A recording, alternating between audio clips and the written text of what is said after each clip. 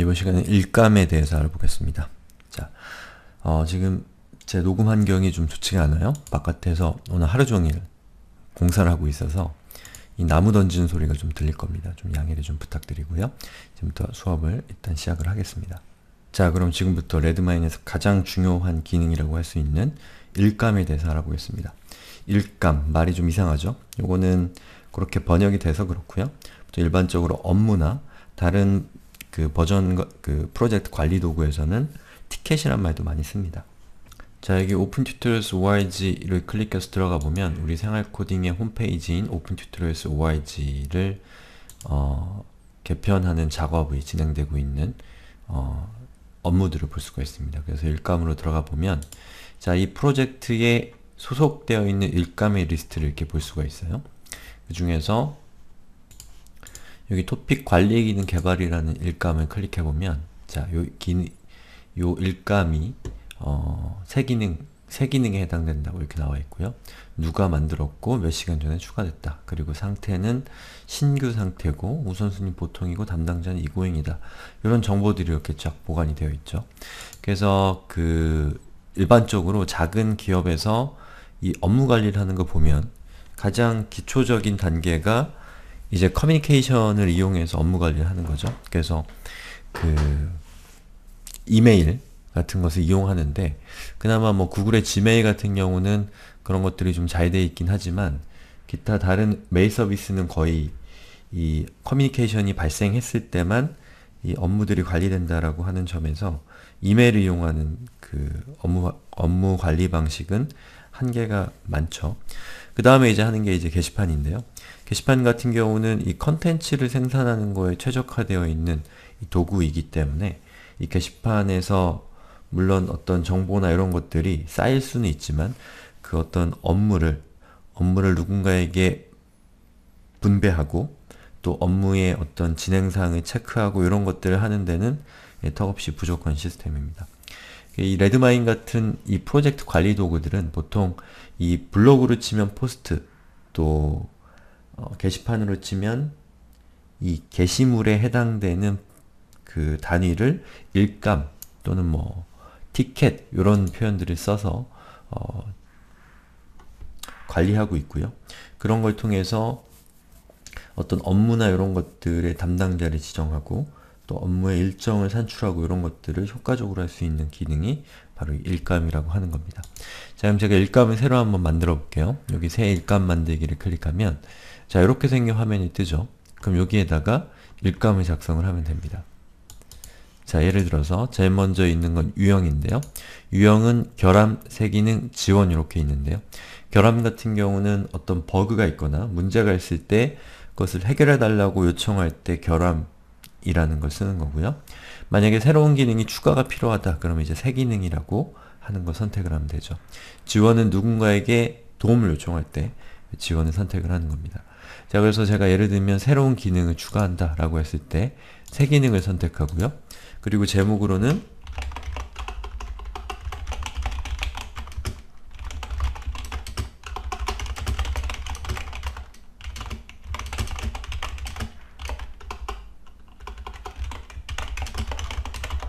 이렇게 제목만 봐도 그게 무슨 의미인지를 이해할 수 있도록 이렇게 작성을 해주고요.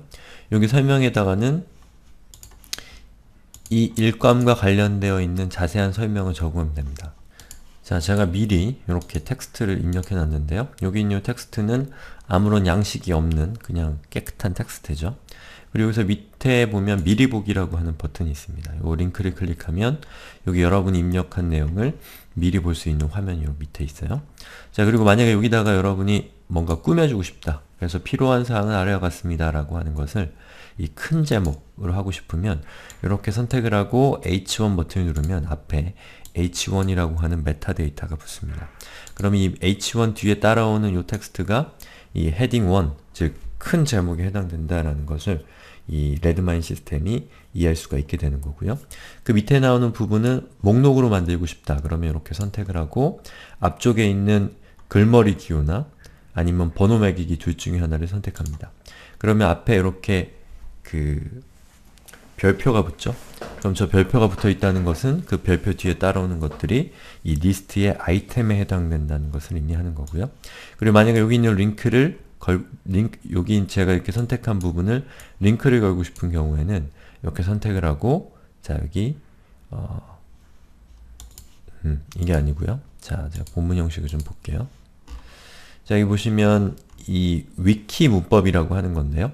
이 위키에서 사용하는 여러 가지 문법 체계들에 대해서 이렇게 설명해 주고 있는 문서입니다. 그 중에서 링크는 어떻게 거는지가 이렇게 나와 있거든요. 예를 들면 앞에다가 푸라고 적고 뒤에다가 땡땡 그리고 http 푸.바라고 하면 이렇게 푸라는 텍스트에 링크가 걸린다는 뜻입니다. 예를 들면 제가 여기 있는 요거를 자 공동 공부라고 입력하고요. 그리고 이렇게 한 다음에 미리 보기를 보면, 자, 보시는 것처럼 이 h1에 의해서 필요한 사항은 아래와 같습니다 라고 하는 부분이 이렇게 지나갈 표시가 됐죠. 자, 여기 한 칸을 이렇게 띄워줘야지만 이 전체가 이렇게 크게 나오는 걸 막을 수가 있어요. 그리고 밑에는 리스트 형식으로 출력이 됐고, 그리고 여기 공동공부라고 하는 요 제목으로 링크가 걸린 것도 이렇게 볼 수가 있습니다.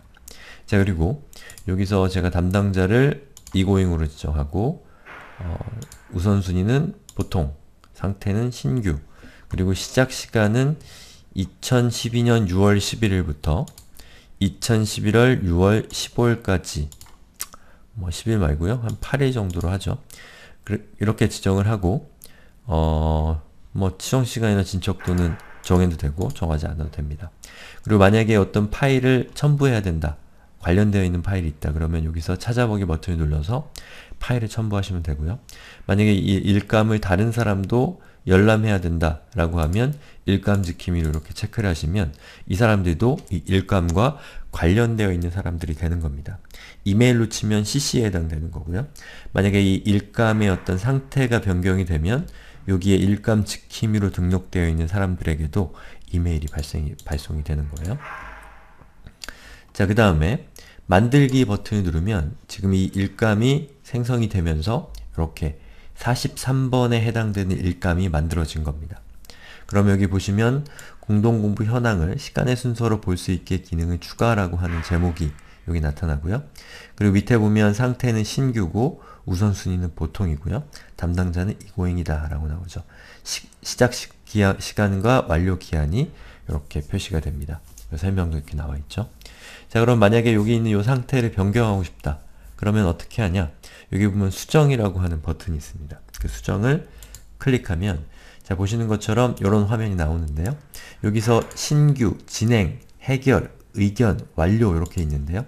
이 중에 하나를 선택하면 이 일감의 현재 상태가 바뀌는 겁니다. 그래서 여기 있는 상태를 먼저 설명을 드릴게요. 자, 보통 신규라고 하는 것은 일감이 처음 발행이 됐고 누군가가 그 일감에 해당되는 업무를 진행하고 있지 않다라고 하는 것이 보통 신규입니다. 그래서 만약에 여러분에게 누군가가 일감을 부여했을 때 그 일감을 받았다 라고 하면, 받았고 그 일감을 진행을 하겠다 라고 하면 진행을 선택하고 여기 있는 확인 버튼을 누르시면 그 일감을 발행한 사람에게 일감의 진행이 시작됐다라는 거에 대한 메일이 발송이 되고요. 그리고 뭐 나중에 일감을 모아서 볼 때 여러분들이 자신의 업무 중에 진행 중인 것과 아직 진행 전인 업무들을 구분해서 볼 수가 있게 되는 거죠. 자, 그리고 다시 수정으로 들어가서 여기 보시면 진행 말고 뭐 완료나 의견과 같은 것들이 있습니다. 여기 있는 걸 선택을 하면 그것에 해당되는 상태가 되는데, 완료 같은 경우는 업무가 종료됐다, 일이 다 끝냈다, 뭐 그런 의미가 되는 거겠죠. 자, 그리고 우선순위는 이 업무가 얼마나 긴급한 것인지를 지정하는 거고요. 만약에 업무를 여러분이 해야 될 만큼 다 처리한 상태라고 하고 다른 사람이 이 업무를 인계해야 된다면 담당자를 다른 사람으로 이렇게 지정하시면 됩니다. 예.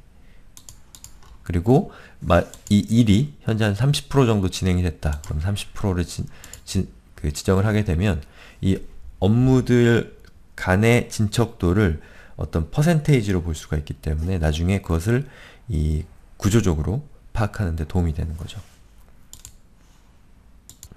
그리고 이 업무의 상태를, 변경 상태를 여러분이 덧글 형식으로 지정을 하고 싶다 라고 하면, 예를 들면 디자인이 필요, 그리고 확인을 누르면 자, 보시는 것처럼 업무의 하위에 이렇게 댓글이 붙게 되죠. 그리고 그 업무의 변경사항들이 보시는 것처럼 이렇게 추적이 됩니다. 그래서 이 업무의 담당자를 변경한다거나 우선순위를 바꾸거나 진척도를 변경한다거나 하는 것들이 전부 다 요 이력이라고 하는 곳에 이렇게 트래킹이 되기 때문에 그 업무의 변천사를 쉽게 파악할 수 있는 그런 기능이라고 할 수가 있겠죠. 자, 이렇게 업무를 작성을 했으면 하나만 더 설명을 드리면, 자, 여기 보면 하위 일감이라는 게 있고 연결된 일감이라는 게 있습니다. 연결된 일감이라는 것은 그 업무와 연결성이 있는 업무고요. 하위 일감은 이 업무와 종속되어 있는 업무입니다. 그래서 하위 일감에서 추가 버튼을 클릭하고요. 그리고 여기다가 만약에 새 기능이라고 하고